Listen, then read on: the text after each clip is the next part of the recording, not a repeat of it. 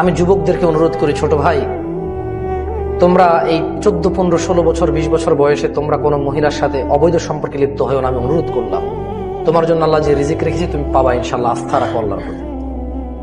আমি যুবতী আমার বোনদেরকে বলতে চাই, বোন, তুমি এই ছেলেদের সাথে তোমার চরিত্র নষ্ট করেও না। তুমি সন্তুষ্ট থাকো। আলহামদুলিল্লাহ, এই দেশের মাটিতে এখনো মানুষ এইটা মনে করে না যে মেয়ের বয়স 30 বছর হলে বিয়ে দেবো, ম্যাচুর হইতে হবে।